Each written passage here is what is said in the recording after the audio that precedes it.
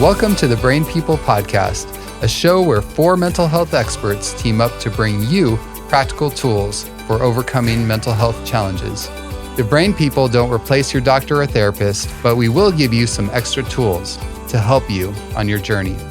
So join us as we fight mental illness, one episode at a time.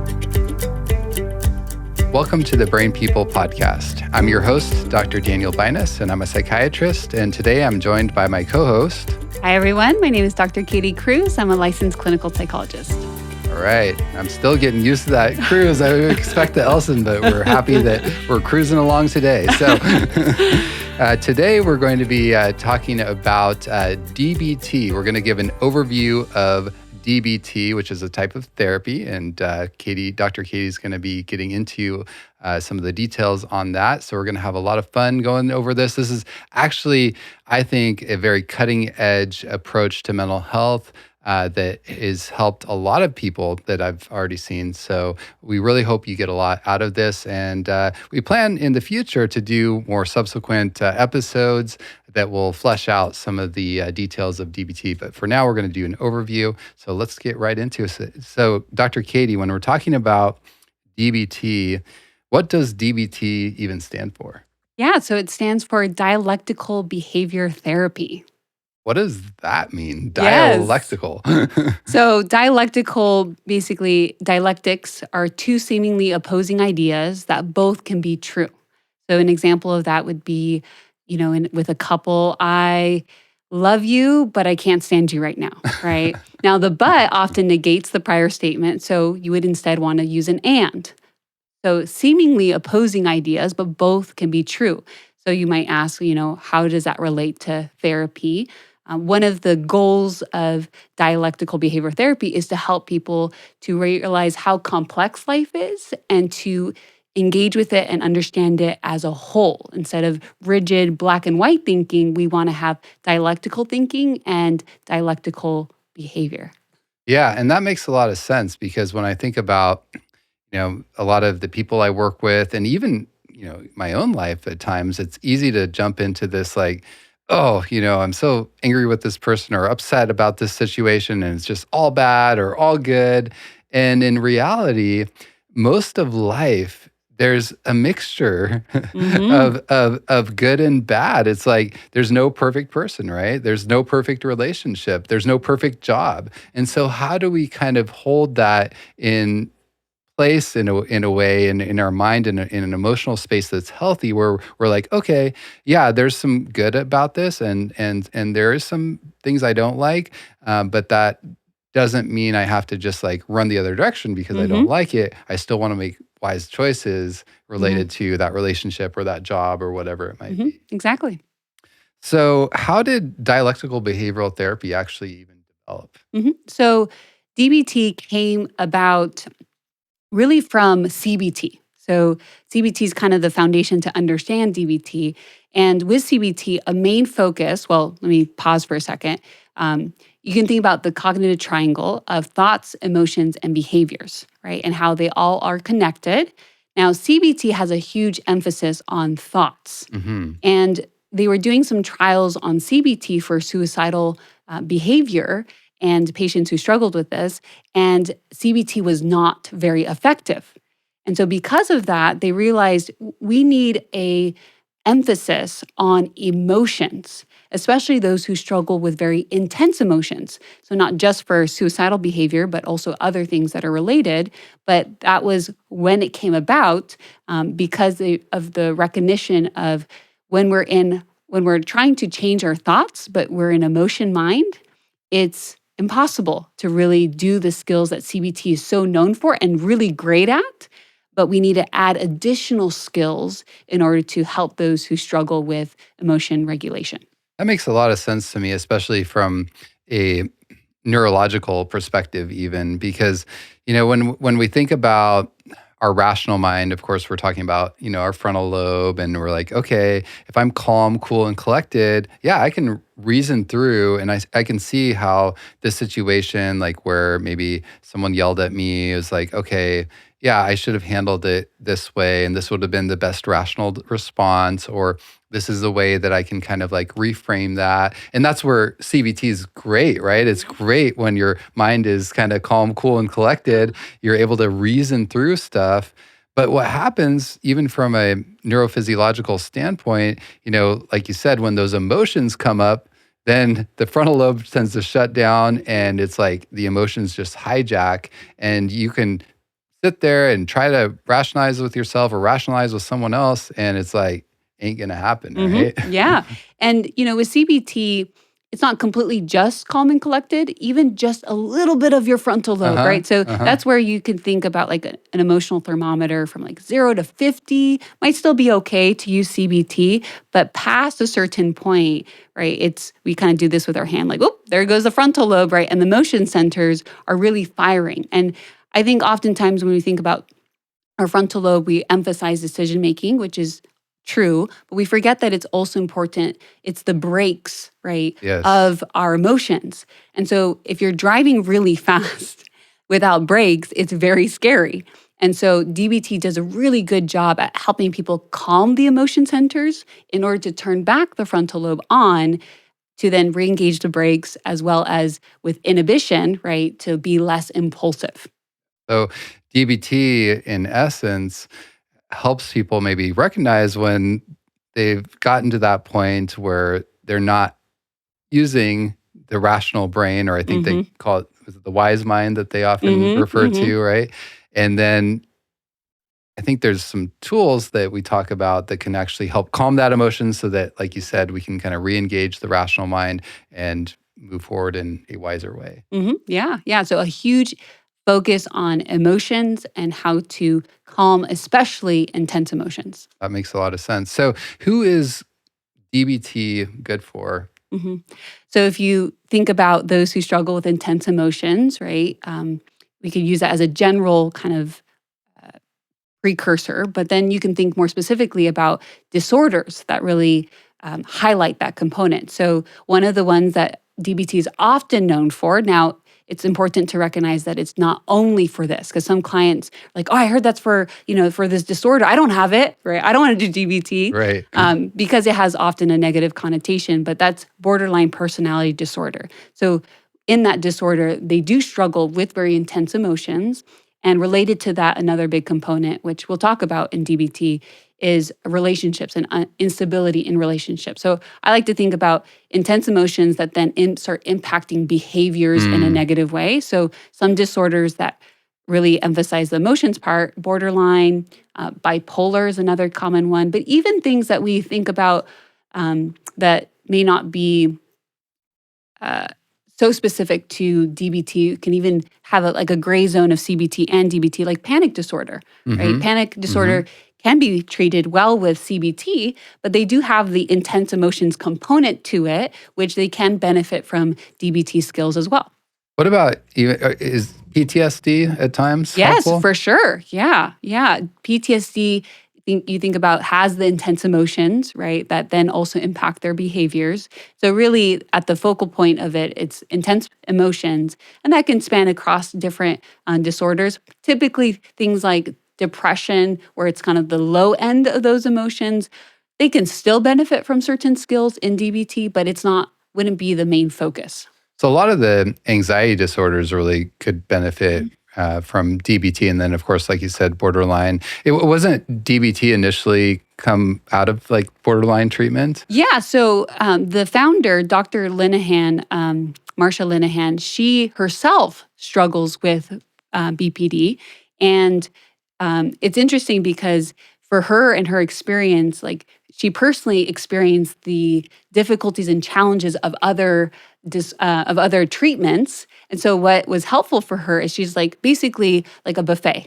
Like, okay, these skills from CBT are super helpful. So a lot of them are the same skills, but just packaged a little differently. Like, cognitive restructuring in CBT would be checking the facts in DBT. So she's like, oh, that's really helpful, right? Sounds more fun when you say checking the facts versus Yes, cognitive restructuring. that's true. That's true. It's also that's part of DBT is they try to make it a little bit more simplified. Hmm. Although with acronyms, although sometimes it's so complicated trying to be too simple. But yeah, so she took some skills from, okay, CBT, this is really helpful. There's some very exposure therapy type skills where in DBT it's called opposite action. So basically, long story short, she just took different skills from different treatments and put it together in DBT. One other skill set is mindfulness, which came from her not just experience with treatments, but also her religious background and her experience with spirituality, which there's some caution with that for different people who have different belief systems, but there's some good aspects of mindfulness that are important to highlight as well. Yeah, it's really interesting. And it's interesting too to see how, her own need drove the start of a therapy that's, I think, been very effective for many, many people. And it's just, something that I always think about. Like sometimes the very things that we struggle with the most in life can actually end up being our best assets or our best opportunities to actually grow and learn, and then in turn help other people. So it's just Yeah. kind of a sidebar, right? Yeah, that's a good sidebar. But I think it's a wonderful story, related to DBT. So let's talk a little bit more about the components of DBT. From what I understand, there's 4 main components. So yeah, if you don't mind giving us those 4 components, and then maybe we Yeah. can. Before I forget, just to go back quickly to who it works well for is, so we mentioned some disorders related to the intense emotions, but sometimes we forget about how those intense emotions maybe are manifested through behaviors. So for example, a lot of addictions. Addictions can also be treated with DBT because the addiction, although it's forefront, it's really a method of coping with those emotions Interesting. as well. Eating disorders, very focused on behaviors, right? But there's an emotional component where they resort to that eating or that control or other behaviors, but really the underlying factor is emotion dysregulation. So just wanted to Yeah. mention that because people might say, oh, I don't have bipolar, I don't have, borderline or others, but you may be struggling with a destructive behavior that the root of it is emotion Yeah, dysregulation. and those behaviors are just other unhealthy ways to Hmm. deal with that emotional dysregulation. But once you learn how to regulate the emotions in a healthy way, now you don't need the Hmm. unhealthy behavior, right? Yeah. So yeah, let's talk about those 4 components. Yeah, so one that I already mentioned, a main module is mindfulness. And just quickly, and as you mentioned, we'll have different episodes in the future about these things. Mindfulness is being fully present in the moment, and then it adds, without judgment or attachment. And that's really important. And when I teach DBT, I actually incorporate that throughout, not just like one module, because it's really a lifestyle where the more you slow down, the more you're able to be present and focus. It helps you, one, cope with the distressing emotions because you're not pushing it away, but also to increase those really pleasant emotions. Because by avoidance, which is at the a core of many different disorders and struggles that we have, is we forget that we also then avoid the joy, the happiness, the love, the connection, and so forth as well. Yeah, it's interesting because as you're talking about that whole mindfulness component, I know a lot of my patients that struggle with high levels of emotions can often even tend to dissociate, and they just kind of check out in one way or another. And they're really missing out, like you said, on, of course, coping with what's really going on, but also even the good that is going on around them. One thing I'm thinking about too, and I think it's important to maybe emphasize this to our listeners, is some people think of mindfulness as this kind of meditative practice where you empty your mind. Mhm. Is that what we're talking about here with DBT? So if you think about the word itself, to me, it's kind of very interesting that there's this, difference, which I think we sometimes use terms incorrectly, and by, societal just kind of culture and other things, we just continue to use it. But mindfulness, right? We're making our mind full, right?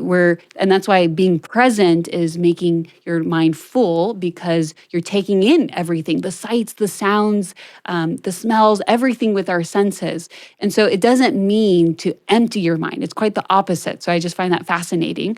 I would encourage people to think about that more as being a type of meditation, although there are healthy types of meditation that can also be like mindfulness, where you're really filling your mind with good things. Emptying your mind, it's kind of similar to dissociation, as well as you're pushing things away, Yeah. versus allowing your mind to be full of the things around you. Yeah. And so that's sometimes I think about some of these meditative practices almost more like mindlessness meditation instead of mindfulness meditation. And so I really like what you're saying. And I think in my experience working with patients, and also what I understand even in healthy DBT practices, really trying to be present in the moment.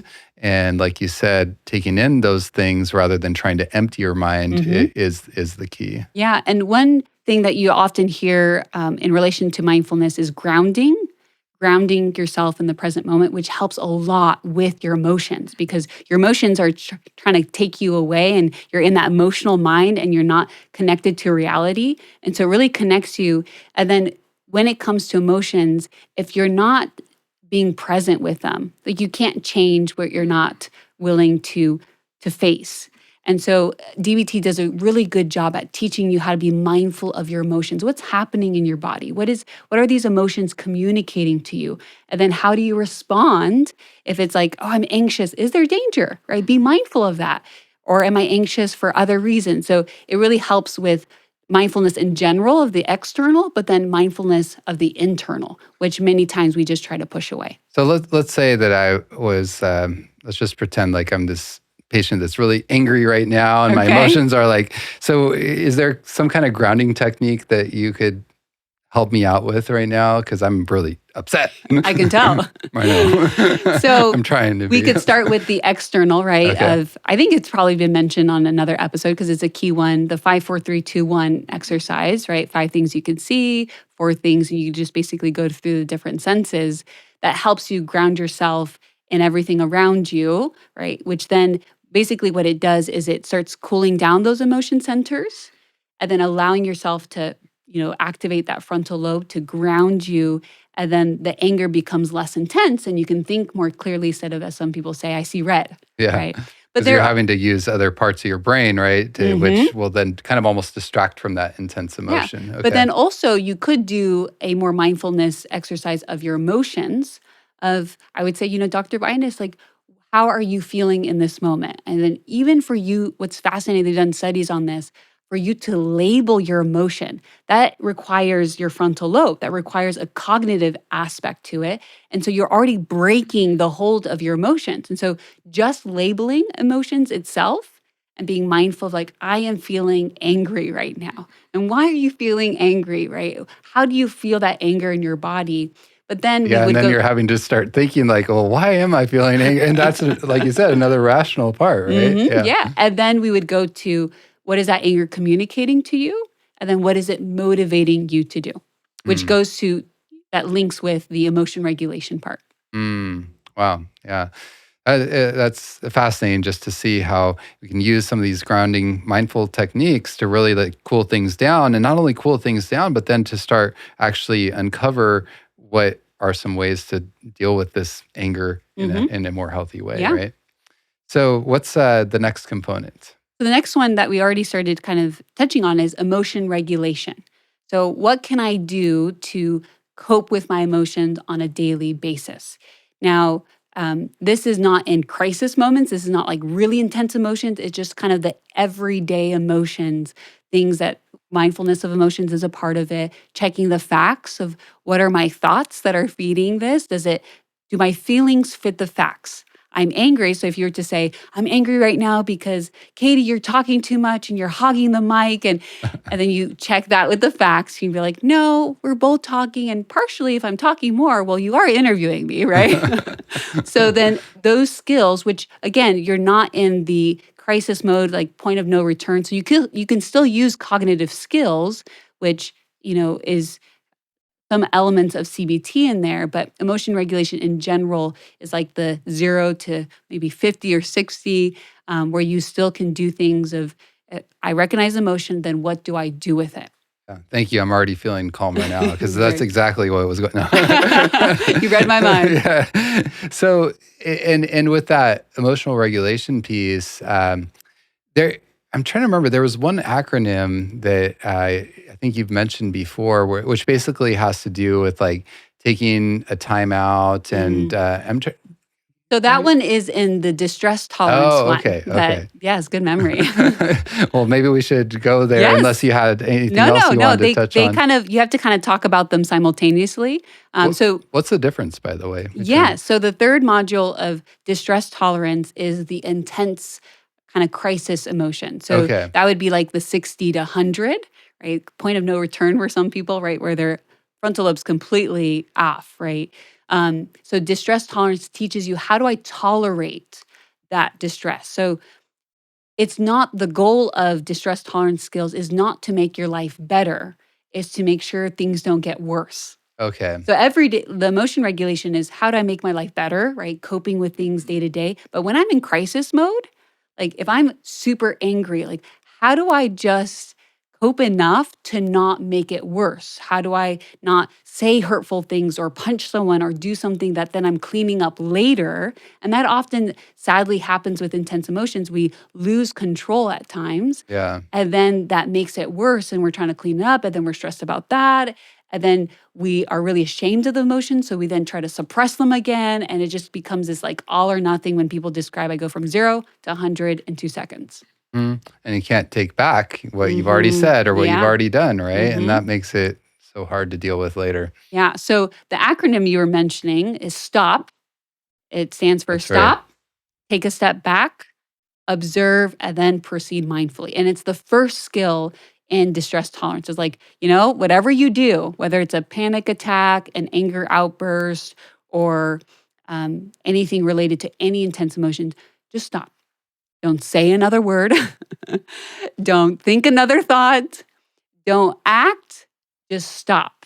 And then remove yourself from the situation, because sometimes we think, oh, I'll just stay and try to like push through it. It's like, if you know your brain is already in emotion mode, it cannot act properly. Like Yeah. it won't say the right things if you keep on trying to fight with your spouse, right? It's going to say the things that you'll regret. And so just stop, go away, let it cool down, and then, and this is a part people forget, proceed mindfully, is sometimes we don't resolve it. We just ignore it altogether. But you do want to resolve it later when So you're that, calm. yeah, and that I think is really important to come back and re-engage so that it can be resolved. Otherwise, if you just stop and take that time out, and you might be like, okay, I feel better and I feel calmer, but have you really resolved the issue, right? Yeah. Because then you could just get in this cycle where it keeps coming up and you haven't really dealt with it. Yeah. Yeah. So it sounds like we're not talking about stuffing things. No. We're just like, okay, pause. I am not going to solve this in a healthy way. Like when I'm all heated, Yeah. I need to do it in a more calm, rational manner, right? Yeah. And so often you would switch from distress tolerance skills to then the emotion regulation Okay. skills. And Hmm. so, in a way, you can start using some of those emotional regulation skills when you're in that kind of observational stage, Yeah. right? And then and help you kind of work through some of this stuff and then proceed. And I'm also sitting here thinking, when um, you go and you stop, you take a step back, and you're essentially taking a time out, um, and you have that time, that probably would also be a good time to potentially even integrate like some of the mindfulness skills as well, right? It's so that you can kind of cool down. I know for me, for example, like taking a walk is a great way to just like cool down if I'm heated, or just being out in nature, or even also, I'm even thinking might be a good time to pray for people too, right? Because I remember when when this is one of the two pieces of marital advice I Hmm. remember from when right before we got married. There was a psychologist who talked at it was on our wedding weekend, and she said, "When you guys fight," and I was like, we're never going to fight. What are you talking about? I said, no, when you guys fight, I want you to go and I want you to basically take a time out and I want you to go pray, but don't pray for the other person. She Yes. said, Uh-huh. pray for yourself. Yep. And I think that that's one of the best pieces of advice that I've ever been given. And I think that can Yeah. work not just in marriages, but in Of course. relationships in Because general. prayer is, you're also focusing on like resolving it, right? You're like, okay, what happened? Versus some people remove themselves, but they're ruminating and they're brooding on, oh, and that person did this to me and this. So focusing on self and praying and having that humility is so great, whether in conflict with someone or by ourselves. Like, God, what just happened? I got really angry or I was really anxious. Like, what's going on? And we start feeling calm more. And then you're like, oh, okay, now I know what to do. And I could go back and resolve whether the conflict with a person or even go back and face my fear if it's not rational. Yeah. Oh, that makes a lot of sense. So those are the first three. There's one more Hmm. component, right? Yes. So with intense emotions, it is impossible for it not to, one, affect our relationships, as well as relationships not to affect our emotions. And so DBT really focuses on a whole section called interpersonal effectiveness. How do I become more effective in my interpersonal relationships? So yeah, it seems like they all kind of go together. Mhm. But what kind of things are taught then in that? Because yeah, I can see, definitely cooling down is going to be important, emotional regulation. So are there like communication skills that are Yeah. taught or Mhm. what happens here? Yeah, so three main skills, it's not all of them, but three. One is if you Google DBT, it's like a hallmark of DBT, Dear Man. And it describes of how do you get what you want, right? How do I communicate in a way that, you know, I want to ask my partner to, can you let me know when you're going to be home late? With intense emotions, I may not know how to communicate that clearly, or maybe I've never been taught how to communicate that, as well as how to say no. That's another big component. So, Dear Man is one, how to get what I want, whether asking or saying no. And then another one is give, which is the main objective is maintaining a relationship. So, some people who have not really learned how to have healthy relationships, you have to go through the basics of like give stands for be gentle, right? Act interested, validate, use an easy manner. These are some things that, I just taught this actually on Thursday to our group, and we highlighted eye rolling. Like for a lot of people, when they're in conversation, they're upset, they're like, ugh, right? And that You do is, that way too good.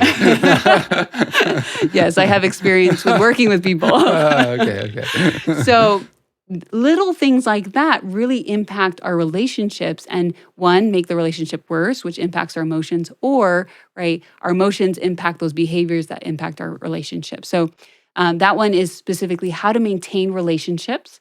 And then fast is how to maintain self-respect. And so I like the combination because sometimes if you're talking to customer service because you want to make a return, you're not going to be using give, right? I need to maintain this relationship. Right, Like, right. no, that's where Dear Man applies. But sometimes, let's say you're in a relationship with someone that is really disrespecting you. Again, you don't want to use give, you want to use fast, which is for maintaining self-respect. So it's kind of a package of different different skills to regulate your emotions, but also communicate effectively. And then there's other side skills that talk about how to end destructive relationships, because often that's a thing with people who struggle with their emotions and so forth. Thank you. And so, yeah, we can see that there's definitely a lot of awesome skills that are learned in DBT. And before we finish out, before the podcast, we were talking a little bit about the biosocial theory, and I thought maybe we could touch on that just for a minute or two to help our listeners understand, because I think it's helpful when we think about this, intense emotion and where that might even come from, so that people don't get into this aspect of shame, like, oh, something's wrong with Mm. me because I have that. So the biosocial theory is kind of the foundation for DBT and why we just talked about these different modules of how they work. So if you think about it, we can break it down into two things, bio and social. So the bio component talks about how some people are born with, this is the biological piece, born with more emotional vulnerability and impulsivity. So a lot of times when working with clients, when we talk about this theory, like, oh, like, and we read through the description, they're like, oh, that explains of like ever since I was little. Like, I just remember having more intense emotions, right? Like a wider spectrum of emotions, and both on both sides. So it's not just on the unpleasant emotions, but they would talk about like even if I was happy, people would label me as dramatic or over the top. And so some people are born actually with higher emotional vulnerability, more intense emotions, and then also which can impact, but also there's a component of impulsivity. So that's the bio piece. hmm And that's, I think, really important for us to understand is that, there is that biological component. It's Hmm. like, hey, I didn't choose to maybe have such high levels of emotions. And I love that you're pointing out that it's not just having the bad emotions. There's also that Hmm. positive side of it too, right? Hmm. That uh, a lot of these individuals that have that higher level of emotion can also experience higher levels of good Hmm. emotion too. So there's an upside there. Yeah. Now, some people start thinking, well, that's so unfair. Like, I didn't want to be born this way.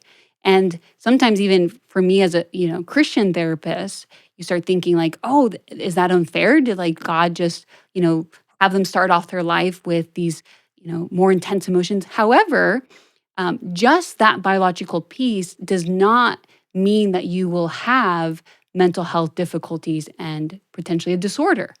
It's because there's the other half of the theory, social. So if you are born into a family that's very supportive, you would be able to manage those intense emotions. You'd be able to experience the highs, and then those unpleasant emotions, you would then be taught how to regulate them. Almost like innately in the family system, there's those DBT skills that are kind of Yeah, taught that's a really good way to put it. Yeah. as a little child in a way. Yeah, yeah. So if you have a supportive environment, then you wouldn't develop these difficulties. Interesting. Yeah. But most times, in my experience, and maybe because people are coming, but also just because in general, I think people really struggle in having a supportive, healthy home environment, given the broken world that we live in, is oftentimes two main types of environments: invalidating environments as well as ineffective environments. So for the invalidating environments, they invalidate the motion, right? Of, oh,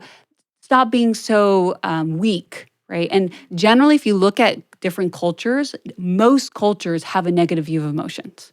And so if you have both the family structure, but then the overarching culture that is telling you your emotions are bad, then that's what results in you suppressing them, not managing them.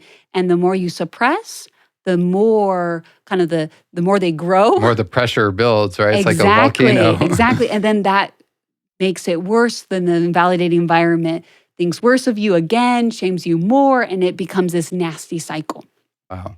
And so that makes a lot of sense to me. What about the ineffective Hmm. use? So sometimes they may be supportive and validating, but they may not know actually how to help you. How to channel that emotion in a Hmm. healthy way. Yeah. Got So it. you think about, there could be a good parent in a supermarket and the child is throwing a tantrum. And if they're like, oh, I don't want to, I don't want to feed this behavior. And so they may act in a way that's actually ineffective, right? Of like, stop, you're making a fuss. And they act in a way that then either completely dismisses the child Invalidates, right? or could lead to actually enabling the child. So what if that parent responds with, I'll give you a cookie if you stop, or I will take you this place if you stop. And so you just enabled that behavior and reinforced it. And so the child then learns, if I throw a tantrum, I get what I want. So that's where it could be ineffective. It could be a good, loving family, but maybe ineffective. And sometimes it's even circumstantial if a mother is, having to overwork. She's a single mother and she's overworking and she loves her child, but maybe she wasn't there for the child in an effective way that teaches the child how to regulate their emotions. She's not able to be there as present as maybe she would have liked. Yeah. And then without that coaching and that help and that support, the Hmm. child doesn't learn. And then you have to learn to be do it as adults, right? And even another example I like to talk about is sometimes you are different than your other family members. And so I know a lot of individuals who have the spectrum of emotions and they're very creative. And they're Mm, born into a family or a culture that's very like, oh, you should be a doctor, you should be a lawyer, very critical thinkers. And then they're the creative type and they're constantly invalidated. And there's a phrase that's said in the DBT manual. It says, maybe you're a tulip in a field of roses. Right. And it's this idea, it's not that something's wrong with you, you're just different. And sometimes people around you don't realize that, but also sometimes you don't realize it for yeah. yourself. There's nothing wrong with the roses. There's nothing wrong with the tulips. It's Uh-huh. just that you're different. And so accepting that, learning how to manage the emotions and the relationships surrounding that is what really allows DBT to be a great tool to help individuals that might even have that biological vulnerability and then had the social hit, if you will. So, yeah, thank you so much for explaining that. And I really hope that helps our listeners to realize that, if you're one of those individuals or somebody that's struggling with a high level of emotion and, difficulty with regulation, that doesn't mean you're this bad person, that something is like horribly wrong with you. It means like, okay, you're different. And then perhaps there were some issues that came up in childhood or maybe even a little later on in life that really made it difficult for you to learn those skills. And so DBT is a wonderful opportunity, I think, for a lot of individuals to really feel like they're getting a sense of control, healthy control back in their life again. So thank you, Dr. Katie, for Yeah. being with us today. And we look forward to doing some more on DBT in the future. Yes, for sure.